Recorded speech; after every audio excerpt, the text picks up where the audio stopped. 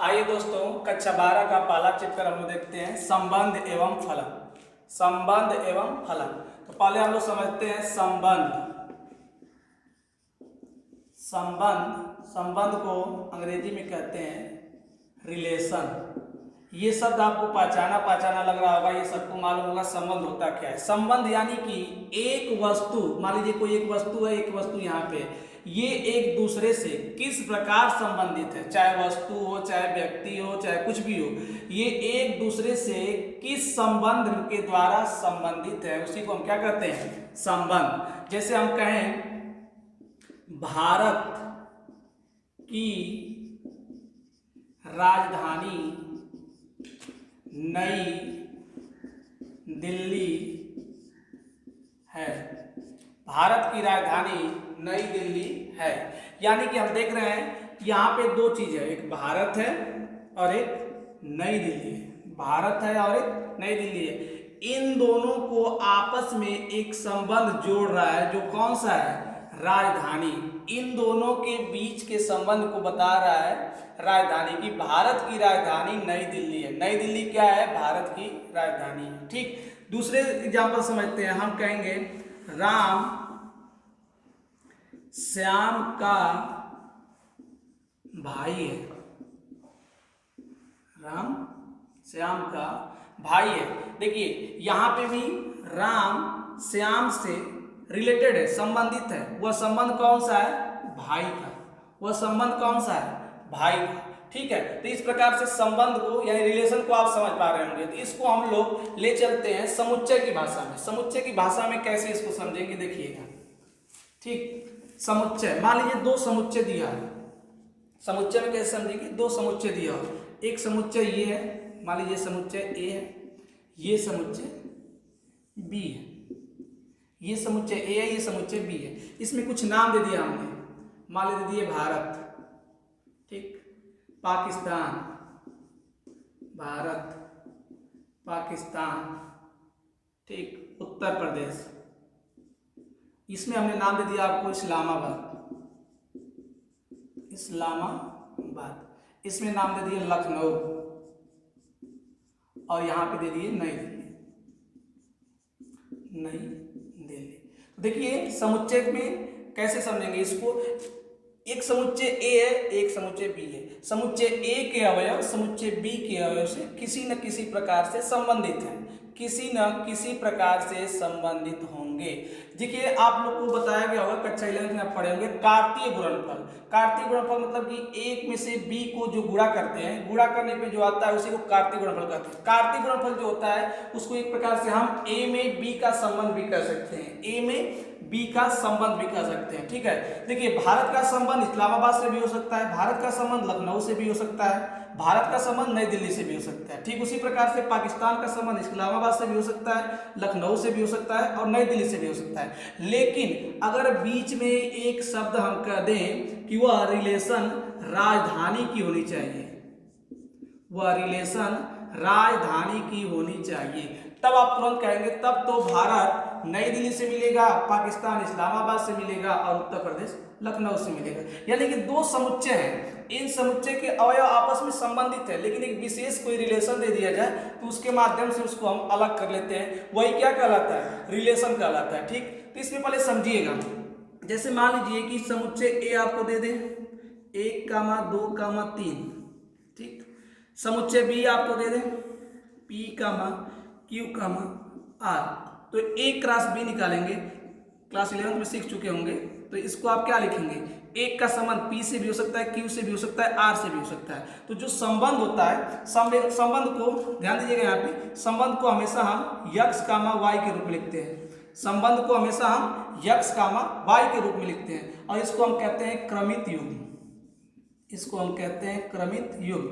जहां ध्यान दे रहे होंगे आप लोग, जो यक्स है ये पहले समुच्चय का अवयव होता है, पहले समुच्चय का अवयव। वाई जो होता है दूसरे समुच्चय का अवयव होता है। यानी कि अगर दो समुच्चय हैं, इनके रिलेशन को बताना रहेगा तो हमेशा उसको हम x कामा y के रूप में लिखेंगे। इसको हम कहते हैं क्रमित युग्म। जो x होता है पहले समुच्चय का अवयव होता है और y होता है दूसरे समुच्चय का अवयव होता है। तो a क्रॉस b निकालेंगे तो आप तुरंत लिखेंगे 1 कामा p, 1 कामा q और 1 कामा r।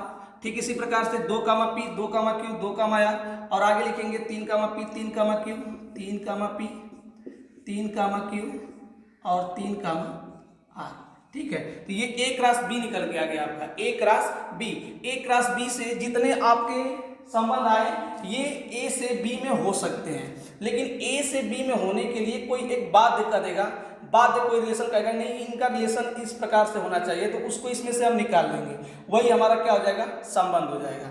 ठीक है, तो इसमें हमेशा ध्यान रखिएगा कि एक प्रकार से हम कह सकते हैं कि कार्तीय गुणनफल जो होता है उसका जो रिलेशन होता है, कार्तीय गुणनफल का जो रिलेशन होता है उसका उप समुच्चय होता है। मान लीजिए a और b इन दोनों का जो रिलेशन आएगा, रिलेशन को r से डिनोट कर लेंगे, r मानेंगे तो r हमेशा क्या होगा 1 कामा p, यानी कि a क्रॉस b कार्तीय जो गुणनफल है इसी में से निकल के आएगा। तो हम कह सकते हैं कि r a क्रॉस b का उप समुच्चय होता है। क्या कह सकते हैं, इसको ध्यान दीजिएगा,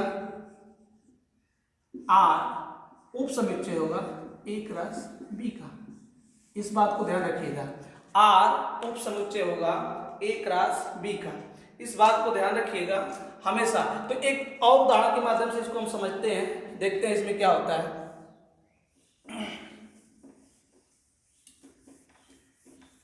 धीरे धीरे समझेंगे, समझ में आ जाएगा।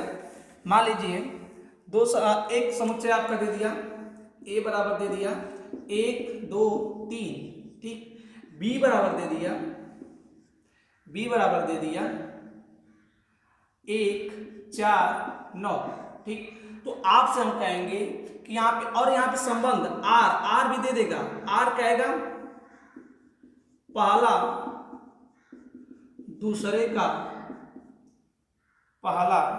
दूसरे का वर्गमूल है, पहला दूसरे का वर्गमूल है, या दूसरा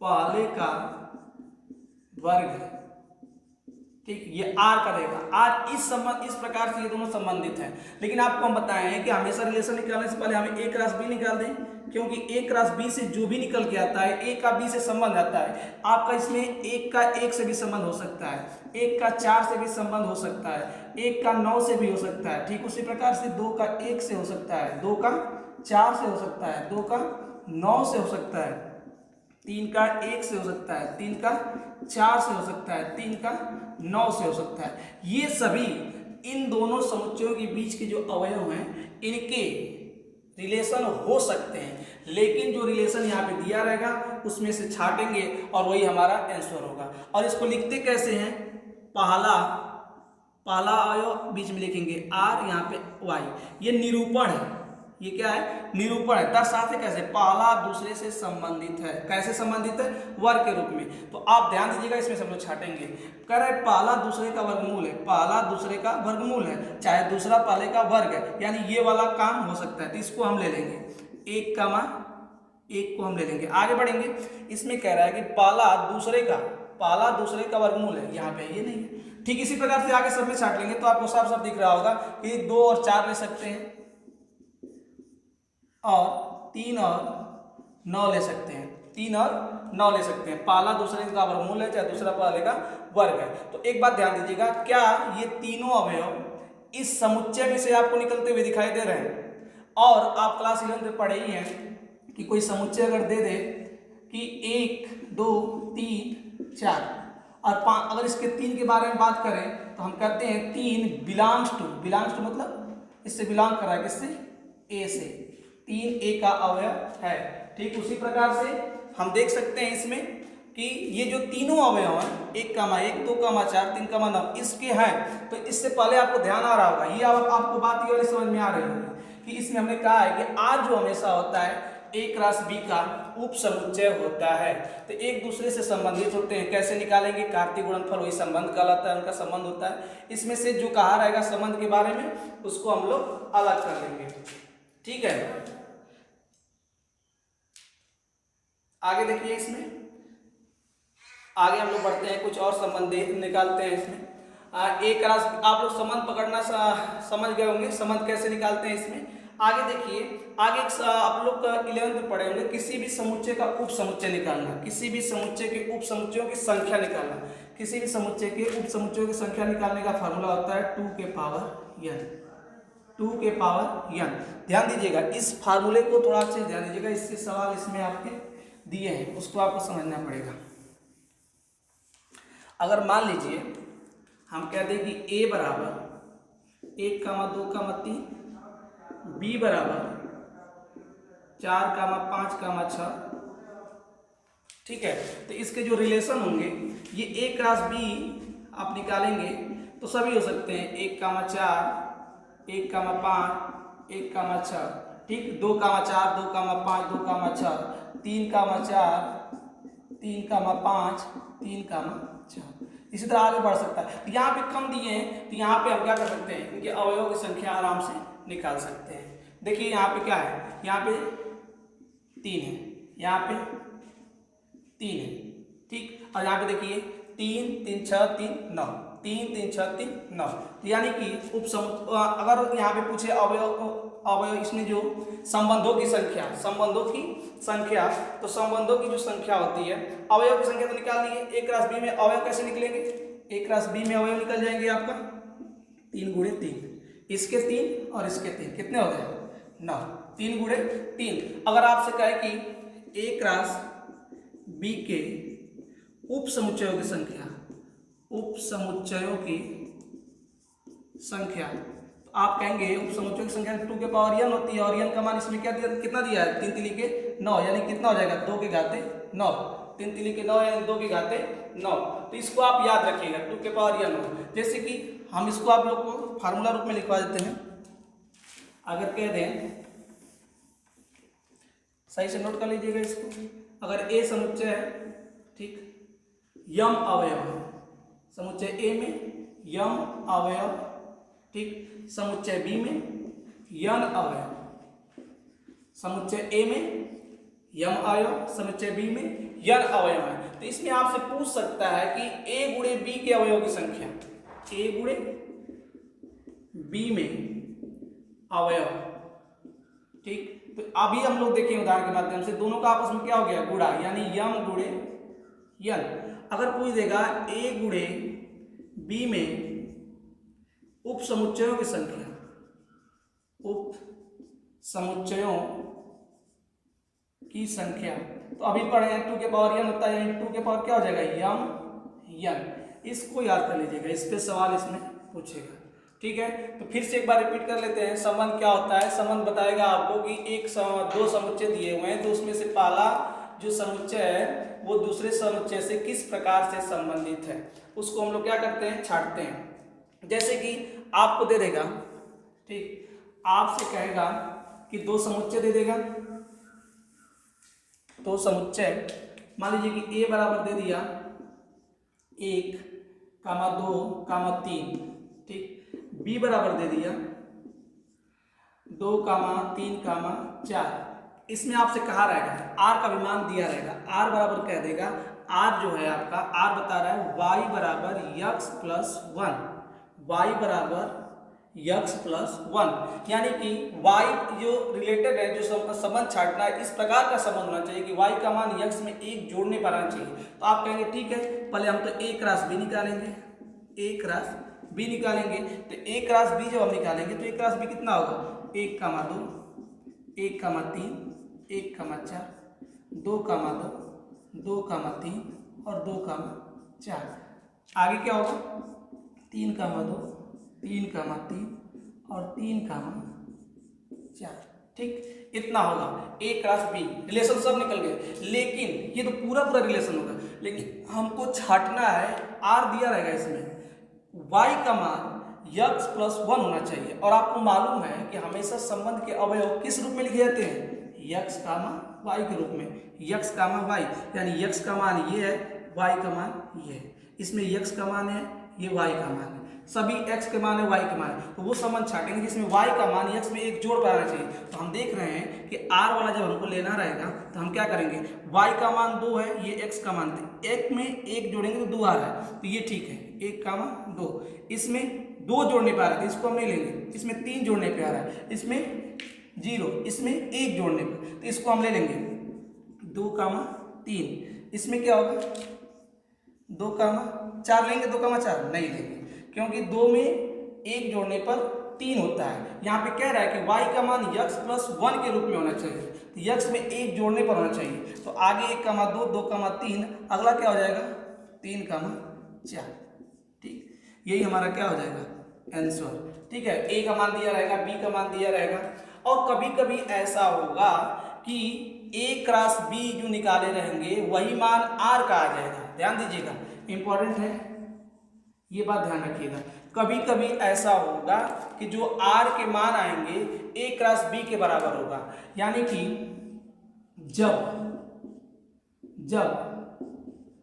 r के अवयव a क्रॉस b के अवयव, ठीक है, r के अवयव और a क्रॉस b के अवयव दोनों आपस में बराबर हो जाए, जब r के अवयव और a क्रॉस b के अवयव दोनों आपस में बराबर हो जाए तो इस संबंध को हम लोग कहते हैं समष्टि संबंध। समष्टि संबंध, इस संबंध को हम लोग कहते हैं समष्टि संबंध। ठीक, कभी कभी ऐसा होगा कि r के अवयव a कमा b के अवयव न हो। इसका मतलब ये भी तो हम लिख सकते हैं r not belongs to a cross b। अगर r इसमें न हो तो इसको हम लोग कहते हैं रिक्त संबंध, इसको हम लोग कहते हैं रिक्त संबंध। a का b में संबंध दिया और a का b से जो अवयव है r के अवयव दोनों आपस में अगर बराबर हो जाएंगे तो समष्टि संबंध कहेंगे, अगर बराबर नहीं होंगे तो उसको हम लोग रिक्त संबंध कहेंगे। तो ठीक है, इसी प्रकार से हम लोग एक्सरसाइज का सवाल इसमें का लगाएंगे। ठीक है, तो जैसे a क्रॉस b, a का मान दिया रहेगा, b का मान दिया रहेगा, a क्रॉस b निकाल लीजिए, जो रिलेशन दिया उसके हिसाब से निकाल लीजिए, जो होगा आंसर हो जाए। जरूरी नहीं है कि a क्रॉस b निकालिए, आपको समझने के लिए a क्रॉस b आपको निकाला जा रहा है इसमें, क्योंकि a क्रॉस b आपका क्या करेगा, हमको सवाल को लगाने में आसानी कर देगा। इससे हम क्या करेंगे, r का मान तुरंत हम इस निकाल सकते हैं। ठीक है, तो इसमें हम लोग इतना समझ गए। आगे का जो टॉपिक है इसमें का हम लोग एक्सरसाइज करने के बाद करेंगे। इसमें हम लोग इस वीडियो को यहीं तक रहने देते हैं। आप लोग अच्छे से रिपीट करके देखिएगा। ये संबंध जो चैप्टर होता है थोड़ा सा कठिन टाइप का होता है, इसको आपको अच्छे से समझना होगा। ठीक, तो इस वीडियो को हम लोग इतना ही रहने देते हैं, नेक्स्ट में मिलेंगे, तब तक के लिए जय हिंद।